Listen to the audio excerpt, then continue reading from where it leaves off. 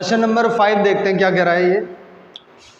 A driver of a car travelling at 52 kilometre per hour. एक driver है जो car को 52 किलोमीटर पर आवर की स्पीड से मूव करा रहा है और फिर उसके बाद उसमें वो ब्रेक लगा देता है and accelerate uniformly in opposite direction. जब ब्रेक लगाएगा तो मतलब वो ब्रेक जो लगा रहा है वो यूनिफॉर्मली ब्रेक लगा रहा है, ठीक है ना। एक्सीलरेट अपोजिट डायरेक्शन का मतलब यही है कि उसकी जो स्पीड कम होती जा रही है, एक पर्टिकुलर रेट पे उसकी स्पीड कम होती चली जा रही है। अब ब्रेक लगा रहे हैं तो क्या होगा, कार रुक जाएगी एक टाइम पे जाके। तो बेटा वो कार के रुकने का जो टाइम इसने बोला है वो 5 सेकंड का टाइम बोला है कि 5 सेकंड के अंदर कार रुक जाएगी। तो अब एक दूसरा ड्राइवर है जो 3 किलोमीटर पर आवर की स्पीड से चल रहा है दूसरी डायरेक्शन में, और कार जो है फिर से ब्रेक लगा रही है, स्लोली धीरे धीरे ब्रेक लगा रहे हैं, और वो कार जो है 10 सेकंड में रुकती है। पहली जो कार थी वो 52 किलोमीटर पर आवर की स्पीड पे थी, 5 सेकंड में रुकी। दूसरी वाली जो कार है वो 3 किलोमीटर पर आवर की स्पीड से चल रही है और ये आपका 10 सेकंड में रुक रही है। तो क्वेश्चन ये कह रहा है कि एक तो इसी सिचुएशन को, जो ये सिचुएशन दी गई है, ग्राफ पर रिप्रेजेंट करना है। दूसरा आपको ये बताना है कि इनमें से कौन सी कार ने ज़्यादा डिस्टेंस कवर किया, पहली वाली कार ने या दूसरी वाली कार ने। अब इन चीज़ों को एक्सप्रेस कर लेते हैं हम लोग। देखो पहले ग्राफिकल रिप्रेजेंटेशन करने के लिए हमें वैल्यूज़ पता होनी चाहिए। अब इन्होंने कहा ग्राफिकल रिप्रेजेंटेशन जो है हमें स्पीड वर्सेस टाइम ग्राफ बनाना है, तो मतलब स्पीड पता होनी चाहिए और टाइम पता होना चाहिए। टाइम सीधा सीधा दे रखा है, स्पीड दे रखी है तो लगा देते हैं। अब जरा देखो, आपको स्पीड ऑफ कार 1 दे रखी होगी कितनी, 52 किलोमीटर पर आवर, और दूसरे में दे रखा है आपको स्पीड ऑफ कार 2, दूसरी कार की जो स्पीड है वो 3 किलोमीटर पर आवर। कार 1 जो है स्टॉप्स इन, तो आप यहाँ पे लिख सकते हैं 5 सेकेंड, ठीक है। 5 सेकेंड में जो कार 1 है वो आपकी रुक जाएगी, ऐसे लिख दे रहे हैं। और कार 2 जो है स्टॉप्स इन 10 सेकेंड। ये इन्फॉर्मेशन हमें दे रखी थी और इसी इन्फॉर्मेशन से हम लोग को जो है इसका ग्राफ ड्रॉ करना है। ग्राफ ड्रॉ करने के बाद ये बताना है कि इन दोनों कार में से कौन सी कार ऐसी है जिसने ज़्यादा डिस्टेंस कवर किया, ठीक है। तो सबसे पहले तो हमें देखेंगे यहाँ टाइम आपको किस में दे रखा है, सेकंड में, और इधर टाइम आपको किस में दे रखा है, आवर में।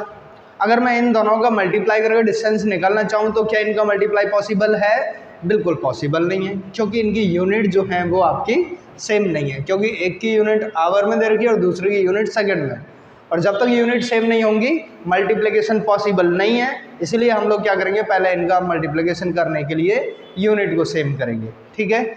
अगर बेटा यूनिट को सेम करें हम लोग, तो हम लोग निकाल ले रहे हैं स्पीड ऑफ कार 1। कार 1 की जो स्पीड थी वो आपको दे रही है 52 किलोमीटर पर आवर। इसको बेटा मीटर पर सेकंड में करना है तो 52 इंटू 5/18 से मल्टीप्लाई कर दो।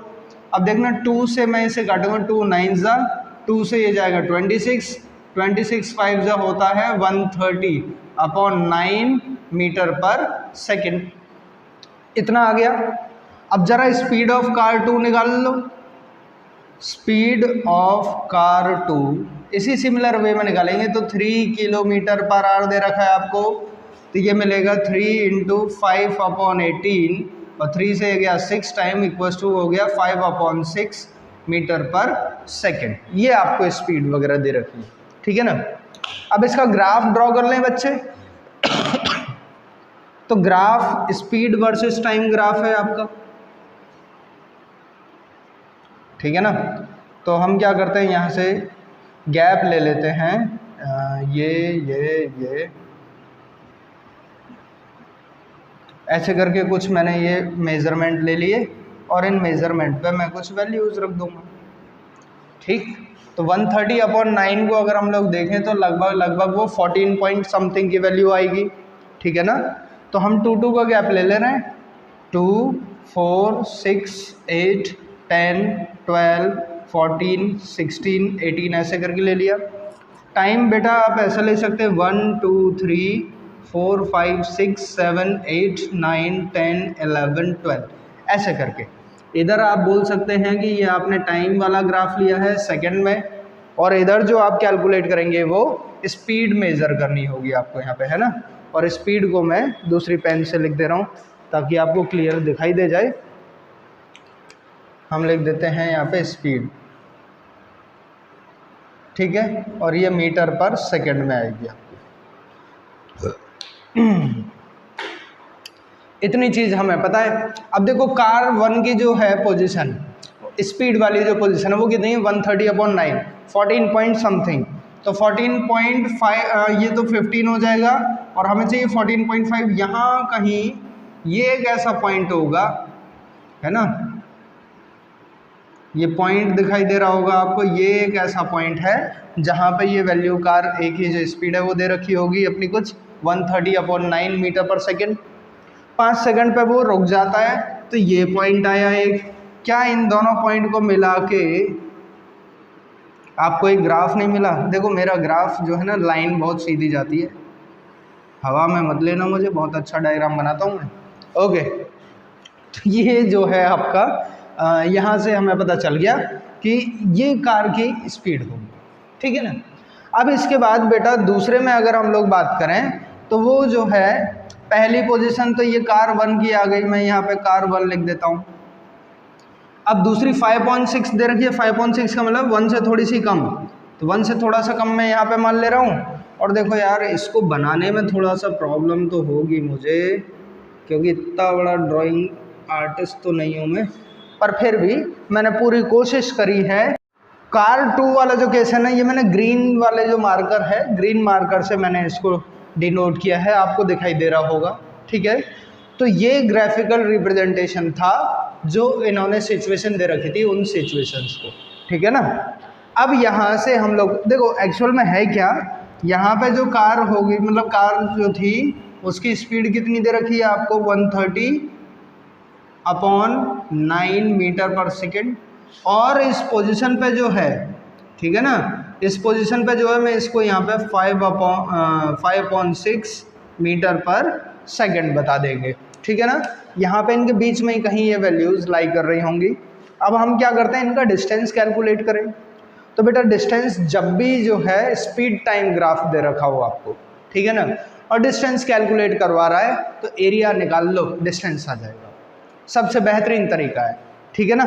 तो हम लोग क्या लिखेंगे, यहाँ पे मैं लिख देता हूँ कि distance covered by car 1। Car 1 ने कितना डिस्टेंस कवर किया होगा, तो भाई साहब एरिया निकाल लो ट्राइंगल का। कार 1 का जो ट्राइंगल है ये बड़े वाला ट्राइंगल दिख रहा होगा आपको, ठीक है ना। तो वो आ गया हाफ इंटू बेस कितना होगा, 0 से 5 तक गया है वो, तो 5 इंटू हाइट कितनी दे रखी है, हाइट में आ रहा है 130/9, तो ये आया 130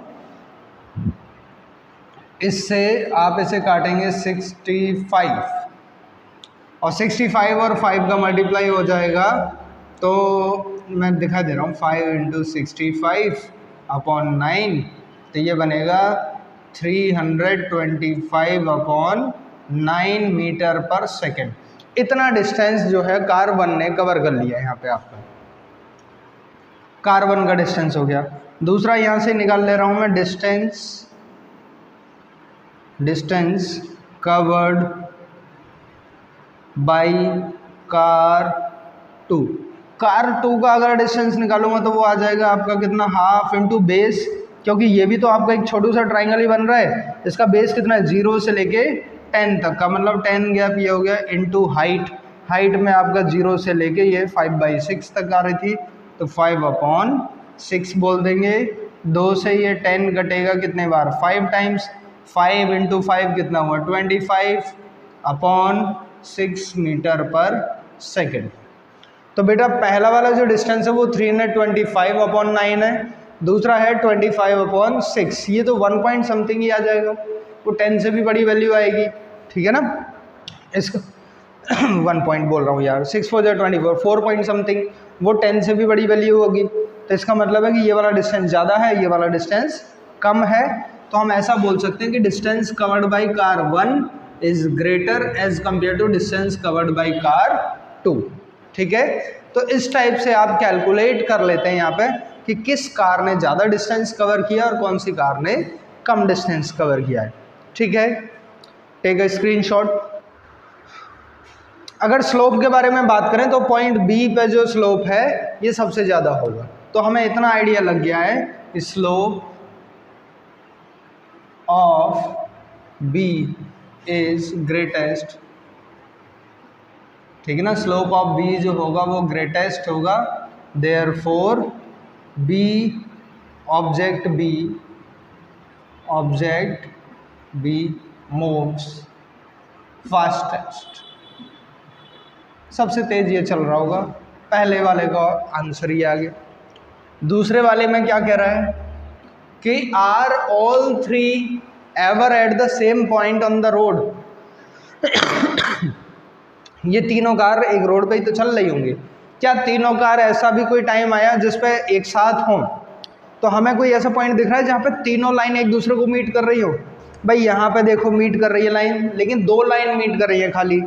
इधर बात करें तो भी 2 लाइन मीट कर रही हैं, इधर बात करें तो भी 2 ही लाइन मीट कर रही हैं, 3 लाइन तो नहीं मिल रही है। और जब तीनों लाइन एक साथ नहीं मिल रही है तो इसका आंसर क्या आ जाएगा? नो, कि कोई भी ऐसा पॉइंट है ही नहीं जहाँ पे तीनों कार एक साथ चल रही हैं। तो यहाँ पे लिख देंगे no, there is no any point. अच्छा जी, सी के लिए बात करें, ठीक है ना, ये केवल ग्राफ को स्टडी करके आंसर देने वाला क्वेश्चन है। हालांकि ये बताना ही नहीं चाहिए था, ग्राफ को स्टडी करके कर लेना चाहिए, है ना। How far C has travel when B passes से। जब बी ए से पास हो रहा है उस टाइम पर, जरा देखो बी वाली लाइन आ गई है और ए वाली जो लाइन है वो कौन सी है?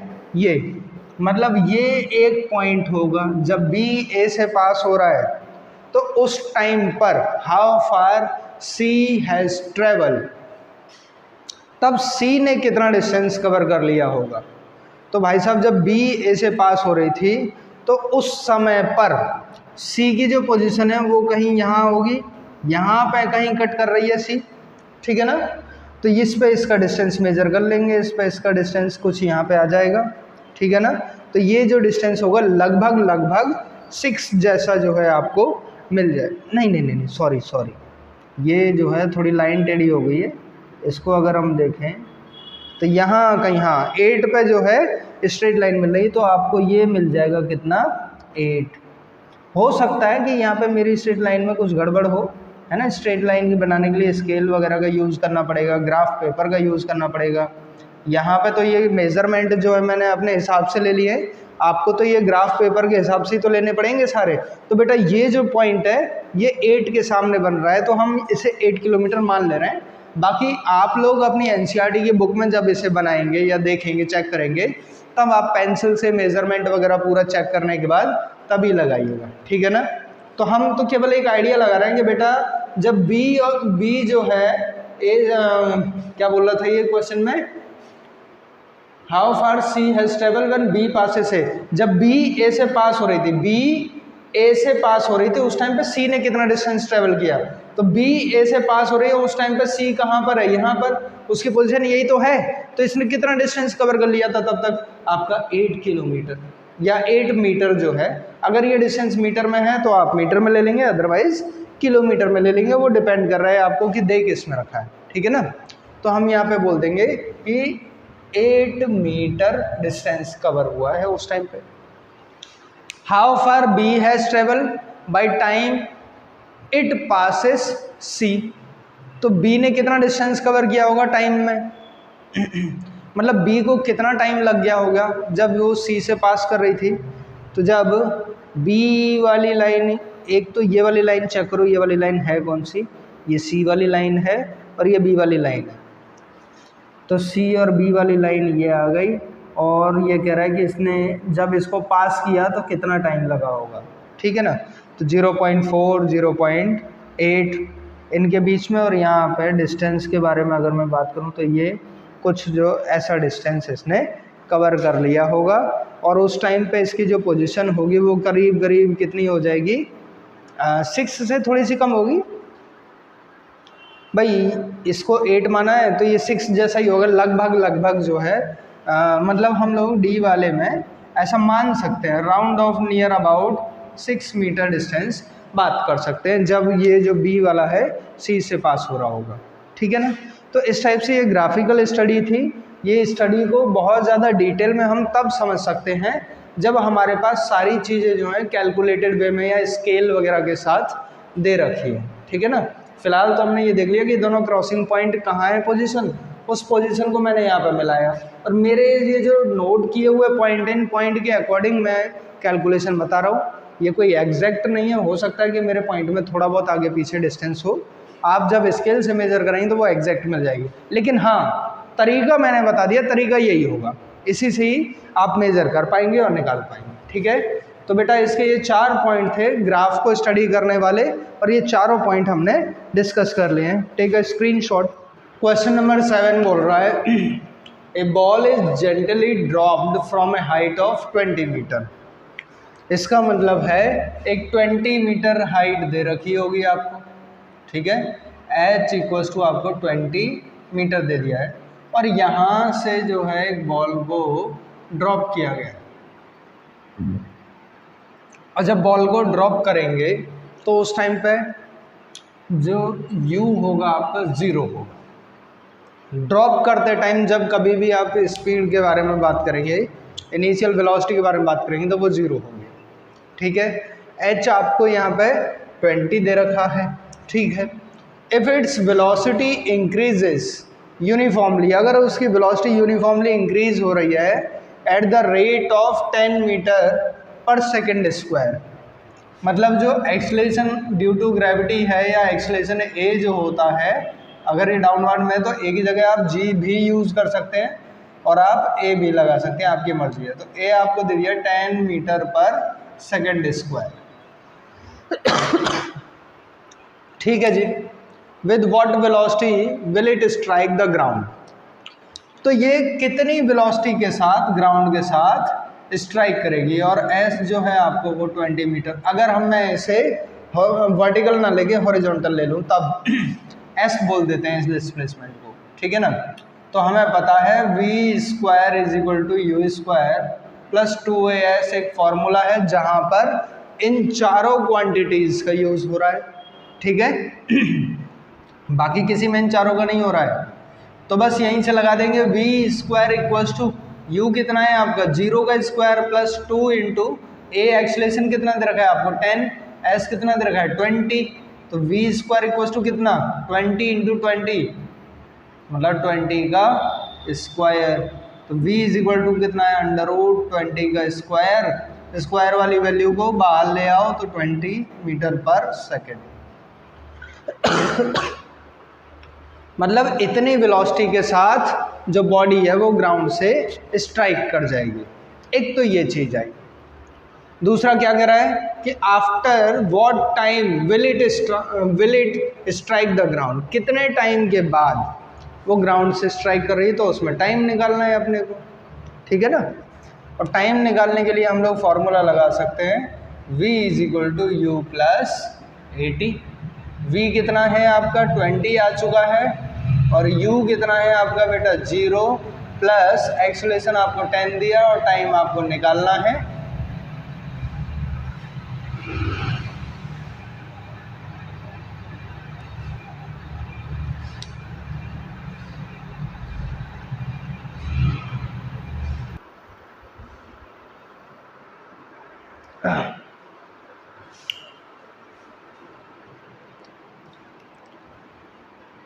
तो 20 इक्वल्स टू 10t और इस 0 से 0 cancel out, t is equal to कितना आ गया 2 सेकेंड। इतने टाइम में जो मतलब बॉडी होगी वो स्ट्राइक करेगी ग्राउंड के साथ, ठीक है ना। ये क्वेश्चन नंबर 7 था आपका। इसको आप ऐसा बोल सकते हैं सॉल्यूशन नंबर 7। ओके जी, अब सॉल्यूशन नंबर हम लोग देख लेते हैं 8। इसके बारे में बात करें तो आपको फिर से एक स्पीड टाइम ग्राफ दे दिया है for a car shown in figure this, ठीक है। Find out how far the car travel in the first 4 second. Starting के 4 सेकंड में कार कितना डिस्टेंस ट्रेवल करेगी। Shade the area on the graph. इसी ग्राफ में उस एरिया को शेड भी करना है, ठीक है। तो हमने इस 4 सेकंड के लिए बात कर ली, क्योंकि यहाँ पे ये आपको टाइम दे रखा था सेकंड में, ठीक है। और ये आपको क्या है, स्पीड टाइम ग्राफ है, तो स्पीड दे रखी है यहाँ पर, ये आपको मीटर पर सेकंड में होगी, ठीक है जी। तो हम लोग ने क्या देखा कि ये कितना एरिया कवर किया, इसने सिर्फ इतना एरिया कवर किया जिसको मैं शेड कर रहा हूँ, ठीक। तो यहाँ पे जो इसकी स्पीड निकल के आ रही है ना, यहाँ पे अगर मैं इसकी स्पीड के बारे में बात करूँ तो वो आपको बेटा डैश करके पता चल जाएगा, ऐसे 6 पे आ रही है निकल के, ठीक है ना। मतलब ये हाइट जो है आपके 6, बेस जो है आपका कितना आ गया 4, और एरिया हमें निकालना है। तो बहुत आसानी से जो है हम लोग पहले पार्ट को निकाल ले रहे हैं। पहला पार्ट हो जाएगा एरिया, देखो डिस्टेंस निकालना है तो एरिया निकाल लो, अभी बात करी थी स्पीड टाइम ग्राफ में, ठीक है ना। तो एरिया इज इक्वल टू क्या हो जाएगा, एक ट्राइंगल ही तो बन रहा था, तो half into base into height, सीधा सीधा ये लगाएंगे। अच्छा, हाफ इंटू बेस कितना है आपका, 0 से 4 सेकेंड तक की बात कर रहा है, तो 4 हो गया। तो इसका मतलब क्या हुआ, area equals to half into 4। और बेटा हाइट आपको कितने दे रही है कि 0 से 6 तक की बात कर रहा है, तो यहाँ पे 6। तो एरिया कितना आया, देखो 2 से इसे काट दिया 2 टाइम्स, तो 2 इंटू 6 मतलब 12 मीटर। ये जो है आपका डिस्टेंस निकल के आ रहा है, ठीक है ना। यहाँ पे पहली चीज तो ये आ गई। दूसरे में क्या कर रहा है, which part of the graph represent uniform motion of the car. तो इसी ग्राफ में ऐसा कौन सा पार्ट है जो यूनिफॉर्म मोशन दिखा रहा है। तो बेटा यूनिफॉर्म मोशन के लिए स्ट्रेट लाइन होनी चाहिए कि नहीं, है ना। स्पीड चेंज ना हो, तो मुझे यहाँ से यहाँ तक के जो ग्राफ है ये एकदम स्ट्रेट लाइन में दिखाई दे रहा है। यहाँ से यहाँ तक जो है स्पीड चेंज नहीं हो रही है, और वो 6 सेकंड से लेके 10 सेकंड की बात कर रहा है। तो यहाँ पे बात लिख देंगे कि 6 सेकंड टू 10 सेकंड जो ग्राफ होगा वो आपका यूनिफॉर्म मोशन को रिप्रेजेंट करेगा, इतने से इतने सेकंड के दौरान, ठीक है। ये क्वेश्चन नंबर 8 भी हो गया आपका। नंबर 9 कह रहा है an object with a constant acceleration but 0 velocity. क्या ये कंडीशन पॉसिबल है कि कोई ऑब्जेक्ट जो है कांस्टेंट एक्सेलरेशन से मूव कर रहा है लेकिन उसकी वेलोसिटी जो हो वो 0 हो। वेलोसिटी 0 है लेकिन एक्सेलरेशन जो है वो उसमें कांस्टेंट एक्सेलरेशन काम कर रहा है, इसकी बात कर रहा है ये। क्या ऐसा कोई केस पॉसिबल है या नहीं, ठीक है ना।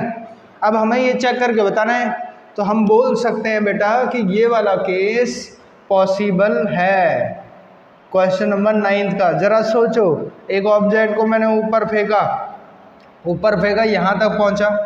अब इस फाइनल तक जो फाइनल वेलोसिटी होगी वो तो 0 हो जाएगी ना मैक्सिमम हाइट पे, लेकिन क्या यहाँ पे एक्सेलरेशन हो रहा था, इस पर एक एक्सेलरेशन काम कर रहा था जिसे आप जी बोल देते हैं, और वो भी नेगेटिव, क्योंकि अर्थ इस पर लगा रही होगी अपना एक्सेलरेशन। इसको हम बोलते थे एक्सेलरेशन ड्यू टू ग्रेविटी। तो यही आपका एक एग्जाम्पल भी हो गया। अगर आपसे कोई एग्जाम्पल पूछता है तो यहाँ पे हम बोल सकते हैं for upward motion at maximum height,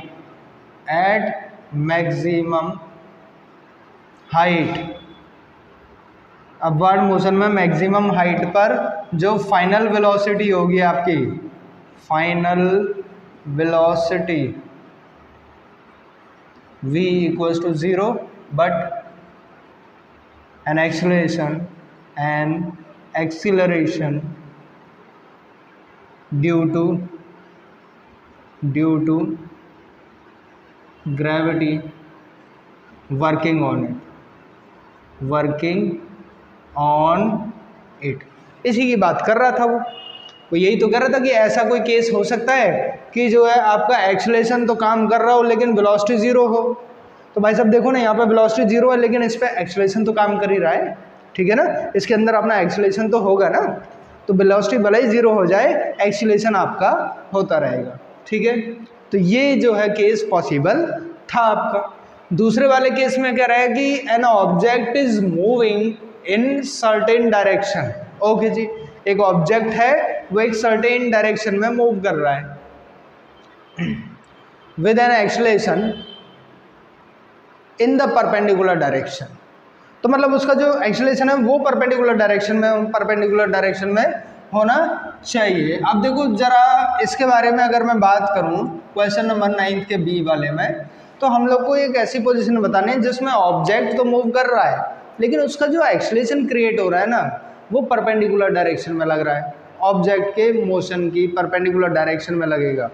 पहले तो देखो गाड़ी अगर ऐसे चल रही है, ठीक है ना, फॉरवर्ड डायरेक्शन में, तो एक्सेलरेशन भी फॉरवर्ड डायरेक्शन में ही लग रहा था, इसलिए तो गाड़ी की स्पीड बढ़ रही थी। लेकिन अब ऐसा बताना है कि गाड़ी तो ऐसे जा रही है, एक्सेलरेशन इस पे ऐसे काम कर रहा है परपेंडिकुलर डायरेक्शन में, या फिर ऐसे काम कर रहा है परपेंडिकुलर डायरेक्शन में, ठीक है, ये चीज़ बतानी है हमें। तो भाई कोई गाड़ी अगर देखो ना ऐसे चलना स्टार्ट कर रही थी और इस पर परपेंडिकुलर डायरेक्शन में एक्सेलरेशन लग गया मूव कर रही थी यहाँ v वेलोसिटी से, एक्सेलरेशन यहाँ हो गया, तो क्या इनके बीच में से नहीं निकल के जाएगा ये ऐसे कुछ, फिर यहाँ से अगर हम निकालेंगे तो परपेंडिकुलर डायरेक्शन में फिर एक एक्सेलरेशन इस पर काम करेगा, ये ऐसे जाना चाह रही होगी, ठीक है ना, फिर वो क्या करेगा ऐसे कुछ चलेगा, फिर यहाँ से जो है ये परपेंडिकुलर 90 डिग्री पे बना रहा होगा, ये वेलोसिटी ऐसे चलना चाह रही होगी तो बीच में फिर ऐसे निकल आएगा। तो क्या ये सारी चीज़ें हमें देख देख के आइडिया नहीं लग रहा है कि ये इस टाइप का जो मोशन होगा बेटा, क्या ये सर्कुलर मोशन होगा, हैं? यहीं से यही तो हमें बताना है कि ये इस टाइप का जो मोशन होता है सर्कुलर मोशन का एग्जांपल है कि एक पर्टिकुलर डायरेक्शन में ऑब्जेक्ट चल रहा था, एक्सेलरेशन उस पर 90 डिग्री जो है परपेंडिकुलर डायरेक्शन में जब काम कर रहा होगा तो ऑब्जेक्ट जो है सर्कुलर मोशन में मूव करने लग जाता है। जब भी कोई वेलोसिटी ऐसे सीधी जा रही हो 90 डिग्री डायरेक्शन में उधर आया तो उधर की तरफ ये सर्कुलर मोशन में आ जाएगा, 90 डिग्री अगर इस साइड में मेरी तरफ आया तो यहाँ पर जो है ये इस साइड में ही पर सर्कुलर ट्रैक पे जो है मूव करने लग जाता है। तो किसी ऑब्जेक्ट के मोशन की परपेंडिकुलर डायरेक्शन में अगर हम कोई लगा दें, है ना, ऑब्जेक्ट हॉरिजॉन्टल जा रहा है उसके परपेंडिकुलर अगर एक्सेलरेशन लग जाए तो वो सर्कुलर ट्रैक पे मूव करने लग जाता है, ठीक है, जिस डायरेक्शन में भी एक्सेलरेशन लग जाए। अब वो सेंटर की तरफ लग रहा है इसलिए सारी चीज़ें जो है इसे सेंटर की तरफ आने का इशारा कर रही थी। देखो ना, ऑब्जेक्ट जाना चाह रहा है ऐसा और एक्सेलरेशन लग गया ऐसा, तो ये क्या करेगा, कुछ इधर जाएगा कुछ इधर जाएगा, ऐसा ही तो मोशन होगा, जो आधा इधर वेलोसिटी की तरफ। भाई ये वो व्यक्ति है ये कहना चाह रहा है कि मैं ना इसका बुरा बनूंगा ना इसका, तो दोनों साइड में चल गया ना ये, तो ये ऐसे आया चलते हुए, अब इस पर फिर परपेंडिकुलर डायरेक्शन में, तो यहाँ पे एक्सेलरेशन काम करेगा इसके मोशन की, वेलोसिटी ऐसे ही जाना चाह रही थी तो क्या वो अब ऐसे नहीं जाएगा, फिर अब यहाँ पे ध्यान दे तो परपेंडिकुलर डायरेक्शन सेंटर की तरफ अब ऐसे लगेगा, ये ऐसे ही जाना चाह रही थी तो ये फिर बीच में आ गया ऐसे ही, ठीक है। अब आप यहाँ पे देखें तो 90 डिग्री पे फिर ये एक्सेलरेशन ऐसे काम कर रही है, ये एक्सेलरेशन है, ये आपकी वेलोसिटी, ठीक है ना, ये एक्सेलरेशन था ये वेलोसिटी थी, ये एक्सेलरेशन था ये वेलोसिटी थी, ओके जी, ऐसे काम कर रहा है। तो ये एक्सेलरेशन है और ये वेलोसिटी इस डायरेक्शन में जा रही है, तो ये क्या करेगा इसको फिर इस तरफ मोड़ देगा, फिर ये इस पर एक्सेलरेशन इसकी तरफ काम कर रहा है, ये वेलोसिटी काम कर रही है ऐसे जा रही थी, तो ये इसको इस डायरेक्शन में फिर मोड़ देगा, ठीक है।